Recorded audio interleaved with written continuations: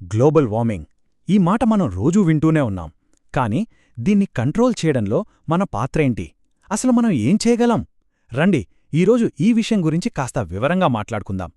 అయితే అందరి మనసులో వచ్చే మొదటి ప్రశ్న ఇదే: ఇంత పెద్ద ప్రపంచ సమస్య ముందు ఒక మనిషిగా మన శక్తి ఎంత? ఈ విశ్లేషణలో ఈ ప్రశ్నకు సమాధానం వెతికే ప్రయత్నం చేద్దాం. సరే, ముందుగా అసలు సమస్యేంటో, దాని తీవ్రతేంతో అర్థం చేసుకుందాం. మన మొదటి సెక్షన్ వేడెక్కుతున్న ప్రపంచం. గ్లోబల్ వార్మింగ్ అంటే ఏంటి? సింపుల్గా చెప్పాలంటే, మనం చేసే కొన్ని పనుల వల్ల గ్రీన్ హౌస్ గ్యాసెస్ అనేవి గాలిలో పెరిగిపోతున్నాయి. ఇవి మన భూమి చుట్టూ ఒక దుప్పటిలా ఏర్పడి వేడిని బయటకు పోనివ్వకుండా అడ్డుకుంటున్నాయన్నమాట. దాంతో భూమి మెల్లమెల్లగా వేడికిపోతోంది. ఒకే 1 డిగ్రీ సెల్సియస్ వినడానికి చాలా చిన్న నంబర్లా అనిపించొచ్చు కదా. కానీ పారిశ్రామిక విప్లవం మొదలైనప్పటినుంచి ఇప్పటివరకు మన భూమి ఉష్ణోగ్రత ఇంత పెరిగింది. ఈ 1 డిగ్రీ మార్పుతోనే మన ప్లానెట్పై తీవ్రమైన మార్పులొస్తున్నాయి. భయంకరమైన తుఫానులు, కరువులు, వరదలు ఇవన్నీ దాని ఫలితమే. ఓకే, ఇప్పుడు మన రెండో విభాగానికి వెళ్దాం. ఈ వేడి పెరగడానికి కారణమైన హ్యూమన్ ఫుట్ ప్రింట్, అంటే మన పాత్ర ఏంటో చూద్దాం. మన పనులు వాతావరణాన్ని ఎలా దెబ్బతీస్తున్నాయో తెలుసుకుందాం. ప్రధానంగా 2 కారణాలున్నాయి. మొదటిది శిలాజ ఇంధనాలు, అంటే బొగ్గు, పెట్రోల్, గ్యాస్ లాంటిది. వీటిని మనం ఇళ్లల్లో, బండల్లో విపరీతంగా వాడేస్తున్నాం. ఇక రెండోది అడవుల్ని నరికేయడం. కార్బన్ డయాక్సైడ్ను పీల్చుకొని మనకు ప్రాణవాయువిచ్చే చెట్లనే మనం నరికేస్తున్నాం. ఈ రెండింటి వల్ల వాతావరణంలో గ్రీన్ హౌస్ వాయువులు ప్రమాదకరంగా పెరిగిపోతున్నాయి. కానీ ఇక్కడ మనం గుర్తుపెట్టుకోవాల్సిన ఒక పాజిటివ్ విషయముంది.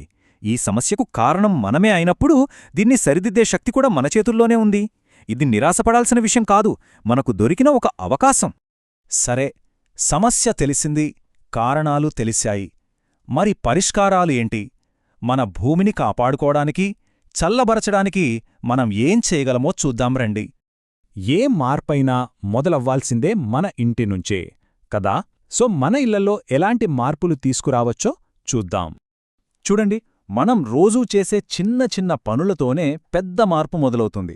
అవసరం లేనప్పుడు లైట్లు, ఫ్యాన్లు ఆపేయటం, పాత బల్బుల బదులు ఎల్ఈడి బల్బులు వాడటం, స్టార్ రేటింగ్ ఎక్కువున్న ఫ్రిడ్జ్, ఏసీ లాంటివి కొనడం, ఇలాంటివన్నమాట. వీలైతే సోలార్ పవర్ లాంటి రెన్యూబుల్ ఎనర్జీ వైపు వెళ్తే ఇంకా మంచిది. ఇంటినుంచి బయటకొస్తే మన ప్రయాణాలు, మన ట్రాన్స్పోర్ట్ అలవాట్లు పర్యావరణంపై చాలా పెద్ద ఎఫెక్ట్ చూపిస్తాయి. అదెలాగో చూద్దాం.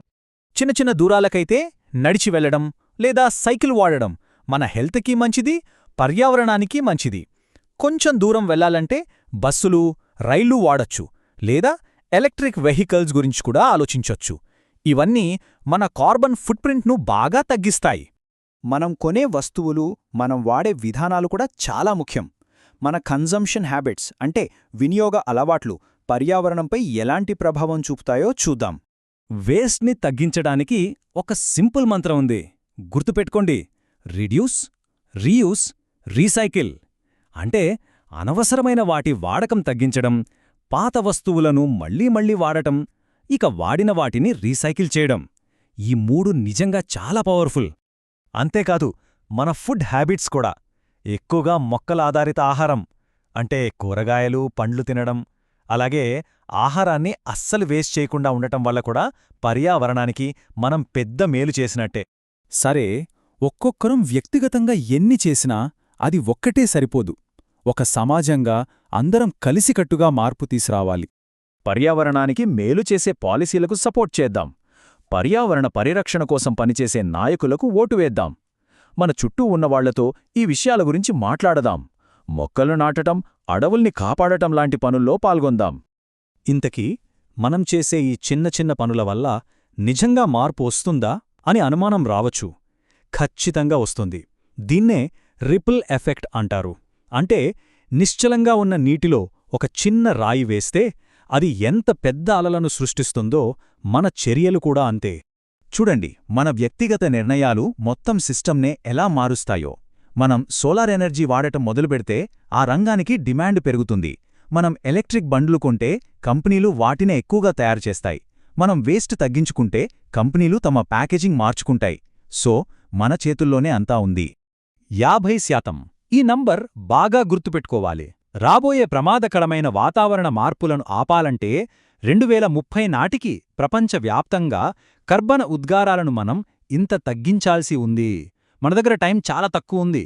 అందుకే మనం చేసే ప్రతి చిన్న పని ఇప్పుడు చాలా ముఖ్యం.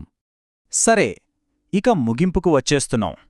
భవిష్యత్తు గురించి ఆలోచిస్తూ మనల్ని మనం వేసుకోవలసిన ఒక ప్రశ్నతో ముగిద్దాం. ఒక్కొక్కరి చర్య ఒక చిన్న అలలాంటిదైతే మరి మనమందరం కలిస్తే ఎలాంటి పెను కెరటాన్ని సృష్టించగలం? ఈ ప్రశ్నతో ఈ విశ్లేషణను ముగిస్తున్నాను. మన భవిష్యత్తు మన చేతుల్లోనే ఉంది. ఆలోచించండి.